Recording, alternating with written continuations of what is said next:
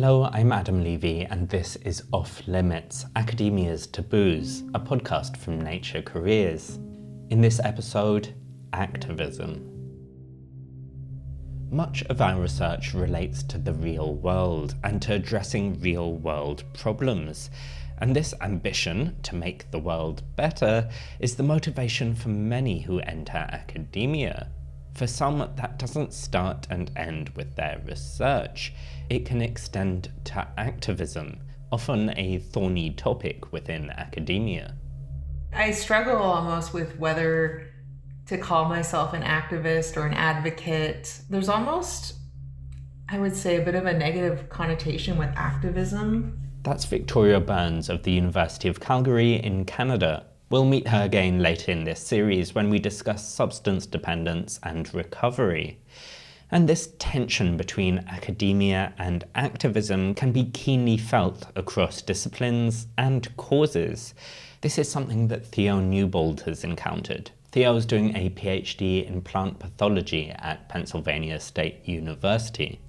And I was attending Oregon State in 2020 during the protests in Portland, Oregon, and across the country in response to the murder of George Floyd and other Black people at the hands of American police. I was actively engaged in those activities in Portland. There was definitely a lot of fear around how people in power would perceive those activities and whether that would hamper my ability to continue in my program. Specifically, other professors in the department thought that I was wasting my time, should have been focused on research. So it's possible that that work or involvement will come back to bite me, as they say, later on in my career. But I am like a white, effeminate presenting person, right? If I was a person of color or a person of color and male or any of the other sort of categories that often people view you as being, dangerous, then that activism, that work I did likely wouldn't be perceived the same way. Activism on and beyond the campus has made headlines time and time again. And over more than 2 years following the Hamas attack on Israel on October 7th, 2023, protests have sprung up against Israel's subsequent actions in Gaza and treatment of the Palestinian population. In Germany, a country with an especially complex relationship with Israel, these protests have been discussed widely, in politics and in the press alike. And so I spoke with Uli Beisel, a human geography professor at the Free University Berlin. After signing a petition, Uli found herself in the middle of a media and political firestorm. We started off by discussing the form of activism at the Free University in the weeks and months following October 7th. After some months, there were the first protests on the campus of the Free University against the Israeli intervention warfare in Gaza, and in the end, the heads of the university called the police to have the lecture hall evicted. And ever since then, the tensions rose. And people were waiting for the first campus protest camp to happen in Germany as well. And that's what then happened in May 2024. And of course, the situation in Germany, due to its historic situation with the Holocaust and therefore its special relationship to Israel, makes this particularly contentious. And the protests were very quickly discussed, very controversially in the media. There was a lot of sort of tension already and unclarity about how the constitutionally enshrined right for protest and freedom of speech would play out on campus. And now I guess that's where the petition that you signed came in. Now, from my understanding, this petition wasn't really about taking any kind of side in terms of this debate, which is very fiercely held in Germany around Israel. Can you explain what the petition actually was calling for? So the petition was calling for respect for freedom of speech and the right to assemble for peaceful protest in the public sphere. It did have a short remark that with the impeding military action in Rafah in May 2024, that protests would be understandable or something like that. So there was a small hint that tried to explain sort of that there is a situation on the ground that might sort of invite protest, right? Now, when you signed this petition, did you expect that it would get more wide attention? No, so that petition was also very hastily drawn up, but I signed it on the same afternoon of when the university decided to evict the protest camp after a very, very short time. And the petition was drawn up in the afternoon and already circulated then that same day.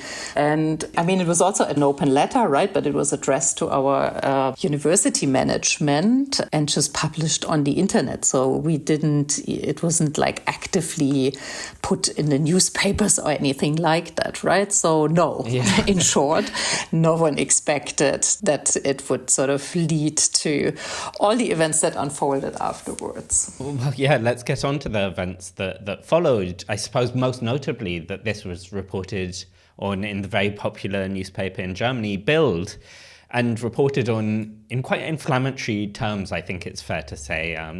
To translate it, it's talking about the university perpetrators and how there's Israel hate at Berlin's universities and the teaching staff are supporting the student mob. And alongside that, there are pictures of several of the signatories of the petition, including yourself. Can you describe just what it felt like for you when you saw this coverage for the first time?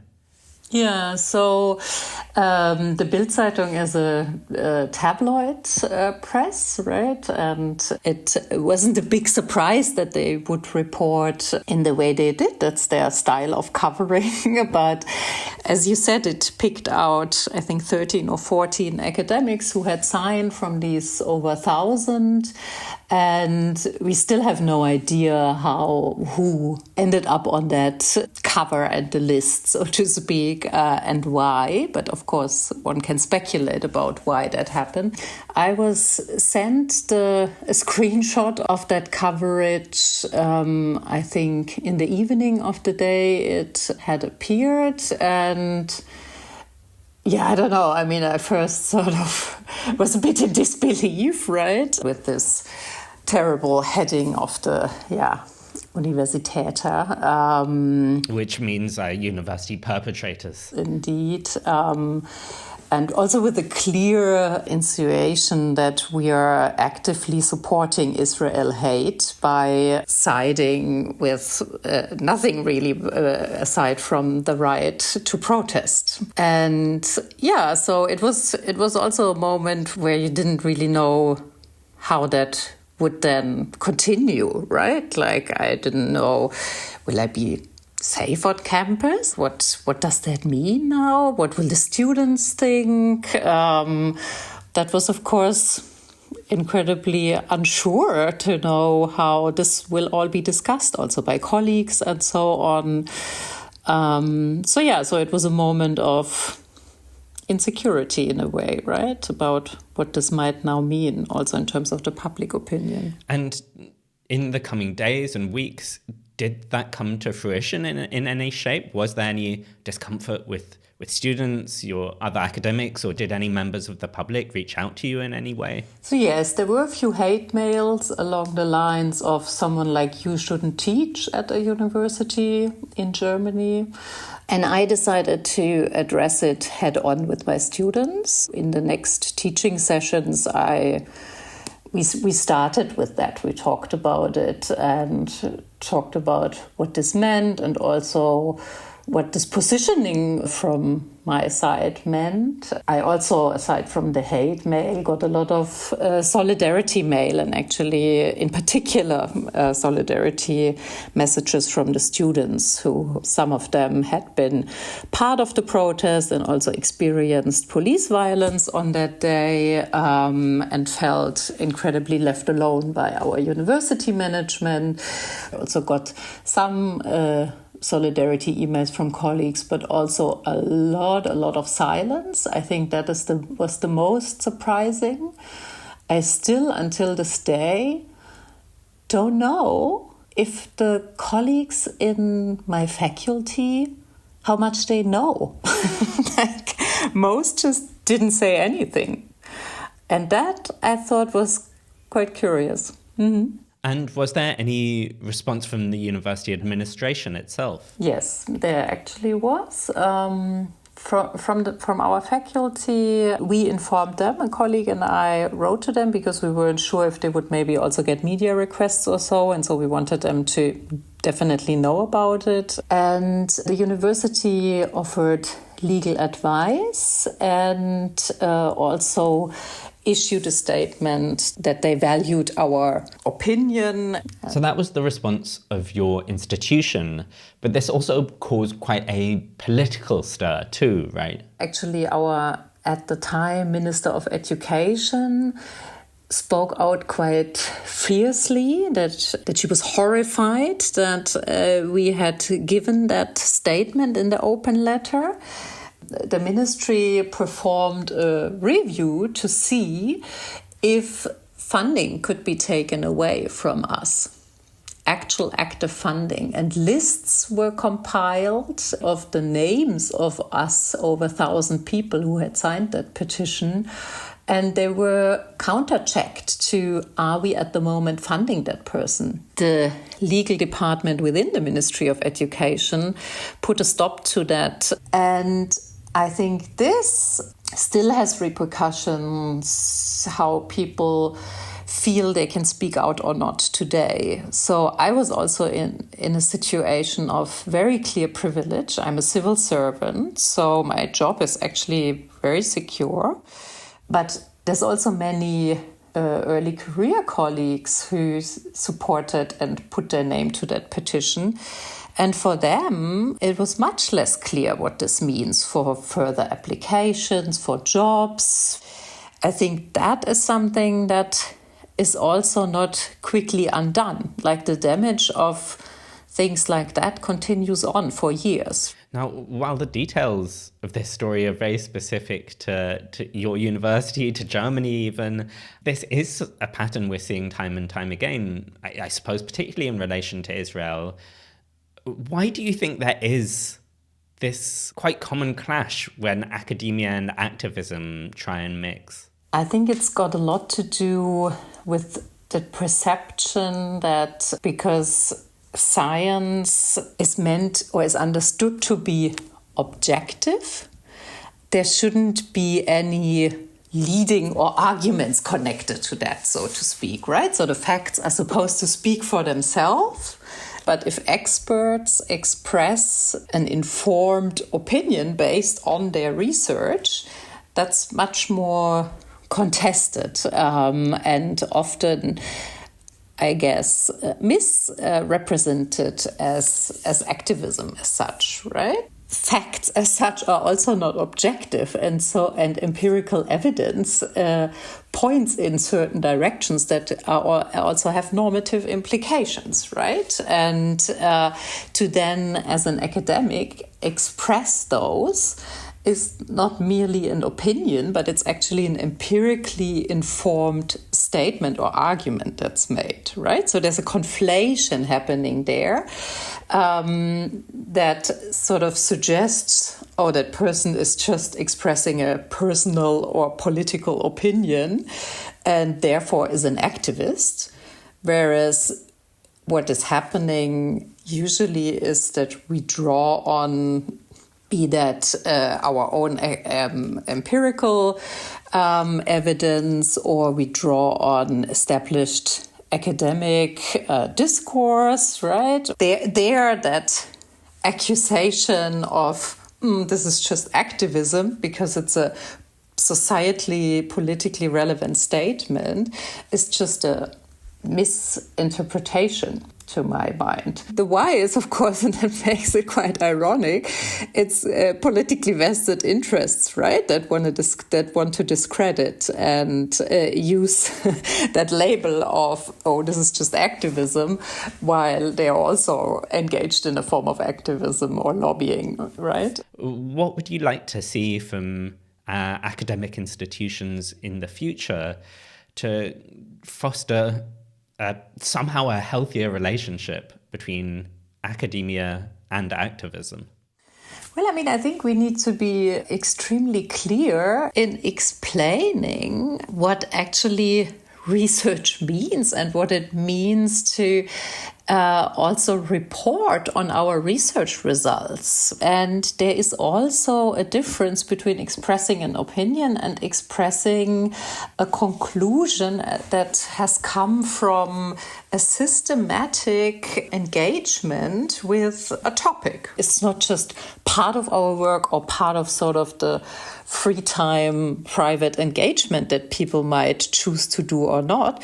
And the second point is that we need actual support structures that pertain to legal support, unfortunately, that pertain to defamation lawsuits that are necessary as a result. And there needs to be a sort of a structure of solidarity built around that. And I do see the institutions as in a duty to establish those and support those if they want to save science, so to speak, right? So that's very much how universities should better engage and support their staff. But what about the students themselves, who we started off by speaking about, who were taking part in these more obviously activist activities? The universities are also very much have a duty to support students in their right to education, right? And that means also their right to publicly express their opinions. And in many cases, it's just like with academic staff, very informed opinions, right? It's not activism that comes out of the blue.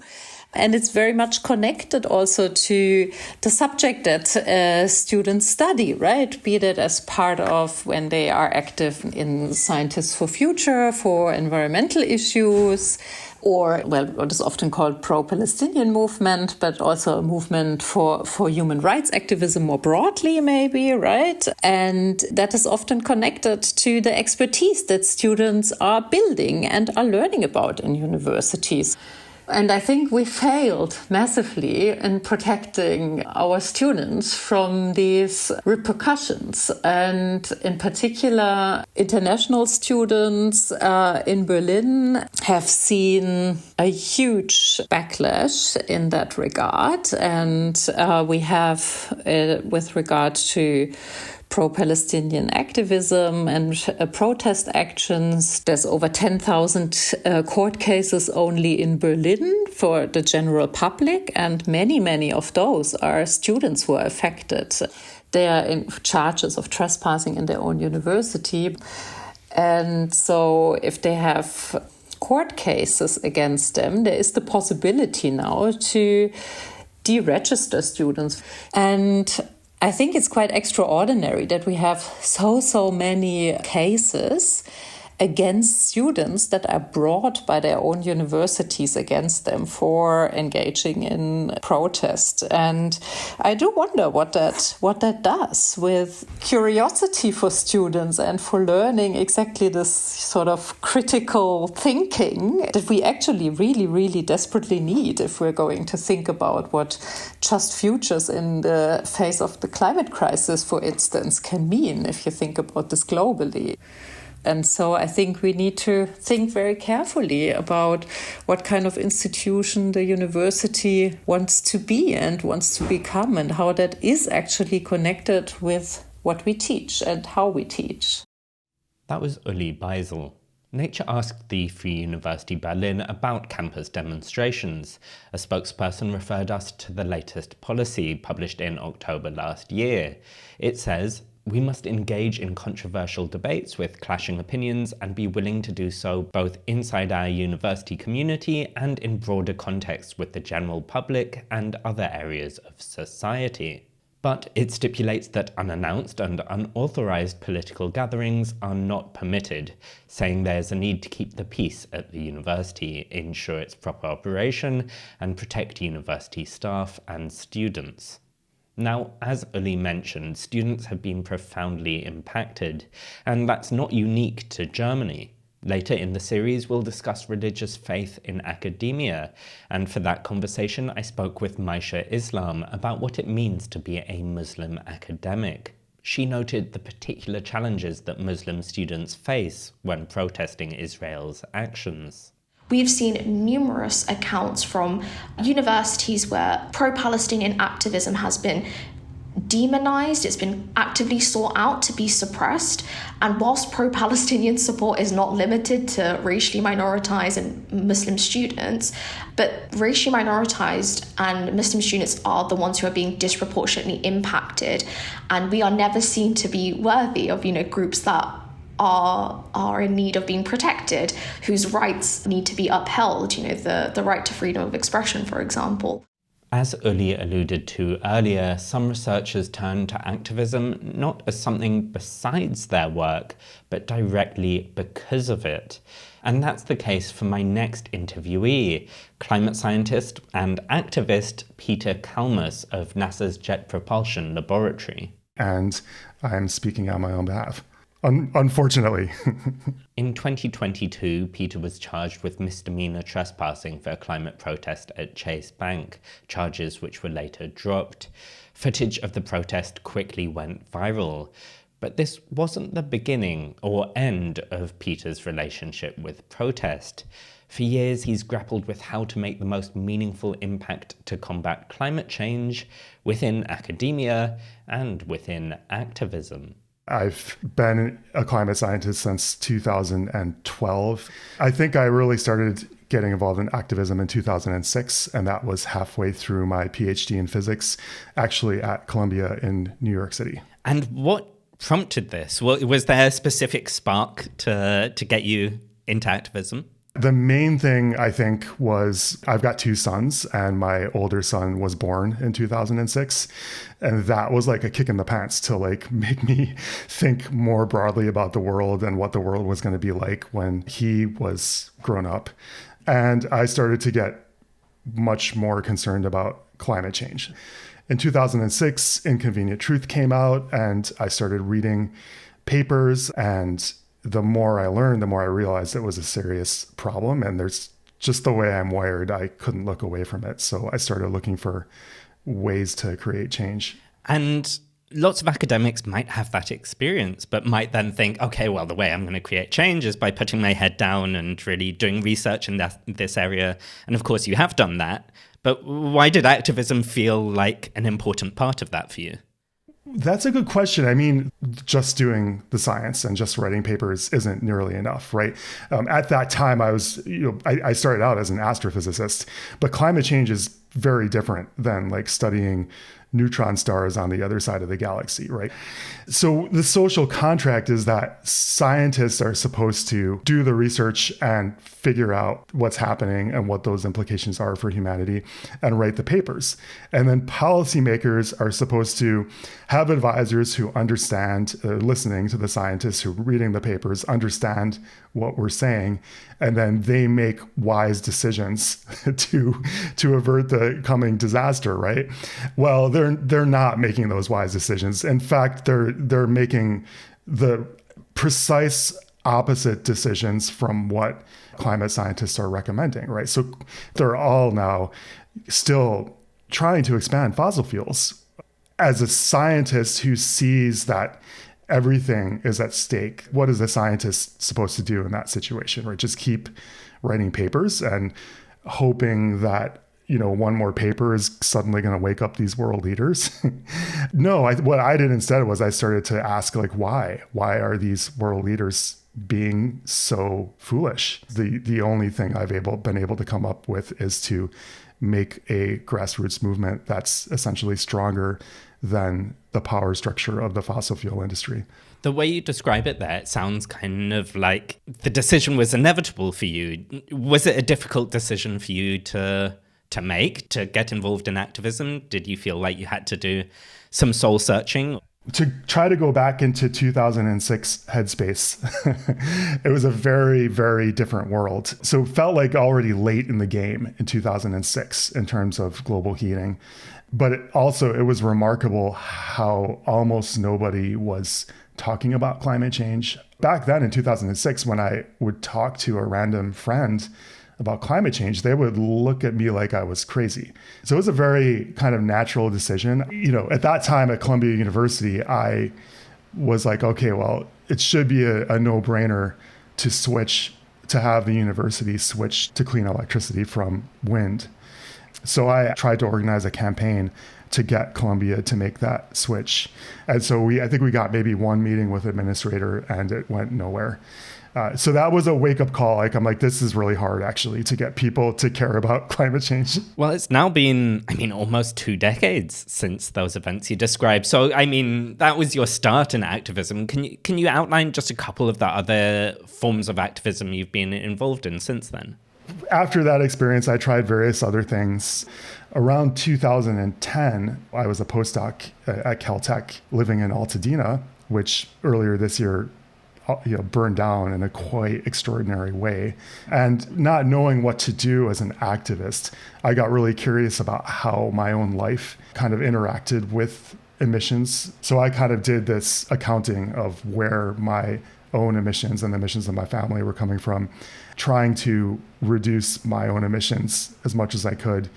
I really liked it, so I wrote a book about it. My whole strategy was, or my theory of change was like, we have to get normal people to care about this so that we can push for systemic change at the national level, like through policy. And none of that was working. So how did you decide to try and communicate that in a way that would get through to people? Civil disobedience. So I really, at that time, it's 2022, coming out of COVID, I was finally ready myself to take some risks, to risk my job and to risk arrest. And I remember it was quite hard to make that decision to take those risks. I felt like I'd essentially tried everything that I could at that point.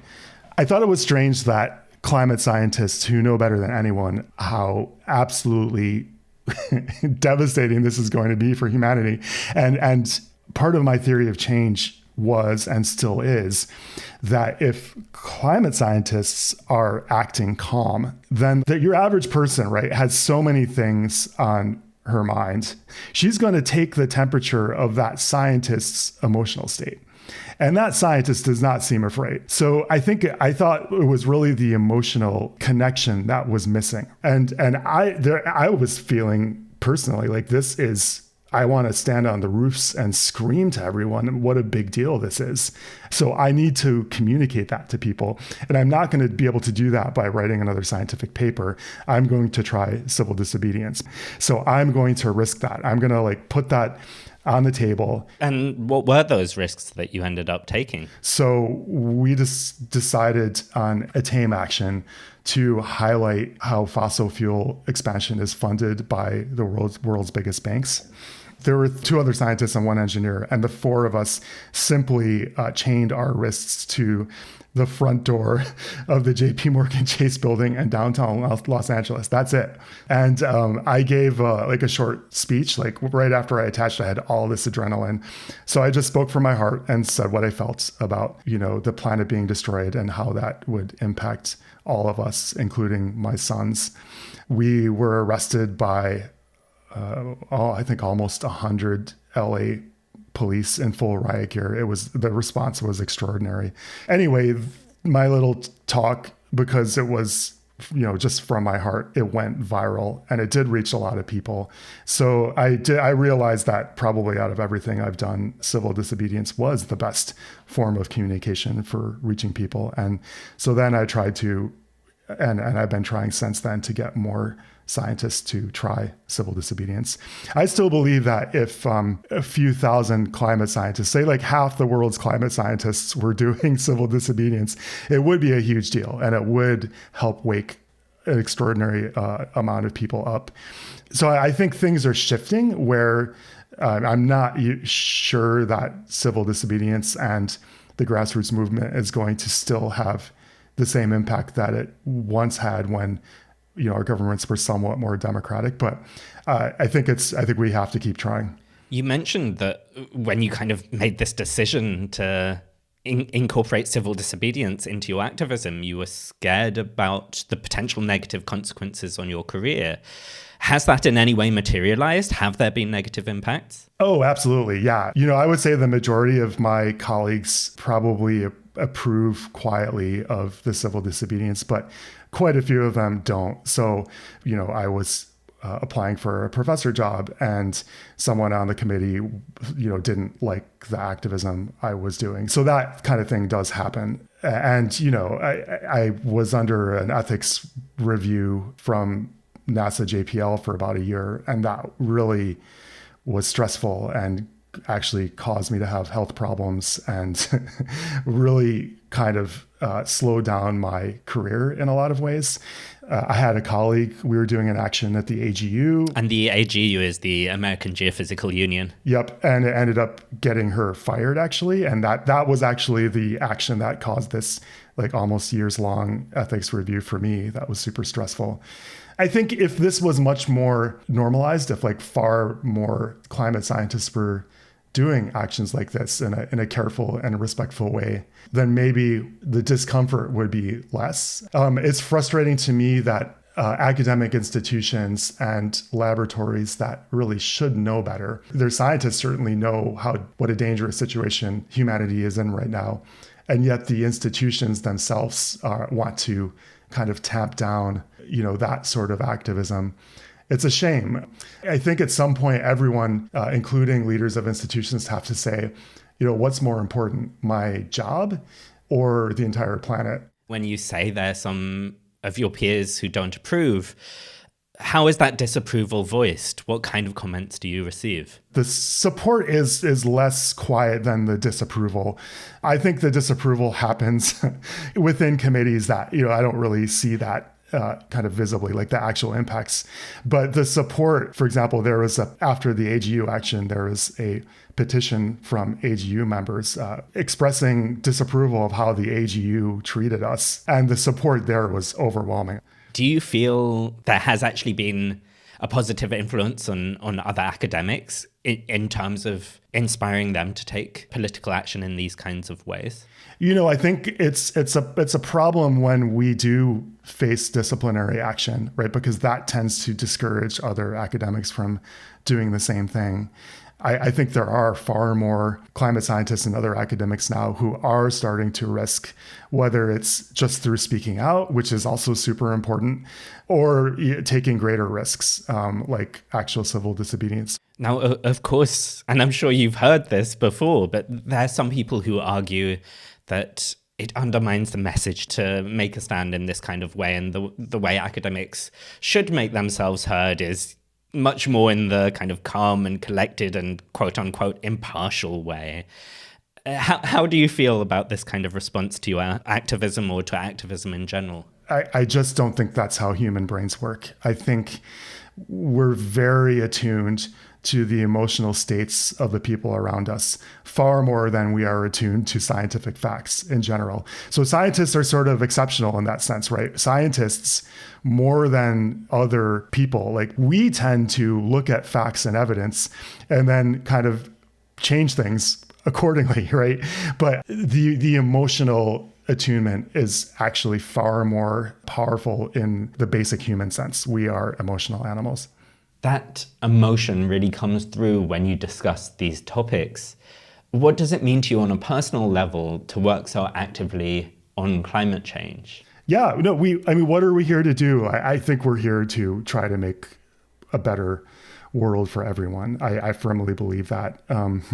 And, to get to the end of my life and to not have been part of that struggle and done everything I can to make things better in all kinds of ways, I would feel very sad if I hadn't been part of that. And conversely, being part of this struggle, I think is in some ways really joyful and really meaningful. And I definitely not one to sit on the sidelines. That was Peter Kalmus, our last interviewee of today's episode. We reached out to NASA's Jet Propulsion Laboratory regarding their ethics review of Peter's actions, but we didn't hear back by time of recording. Stay tuned for next week's conversation, where we'll discuss what it means to have a body that doesn't fit the expectations of academia. I truly wonder if I have a body that will allow me to succeed in this sort of system that we have. Until then, this has been Off Limits, Academia's Taboos, a podcast from Nature Careers. Thanks for listening. I'm Adam Levy.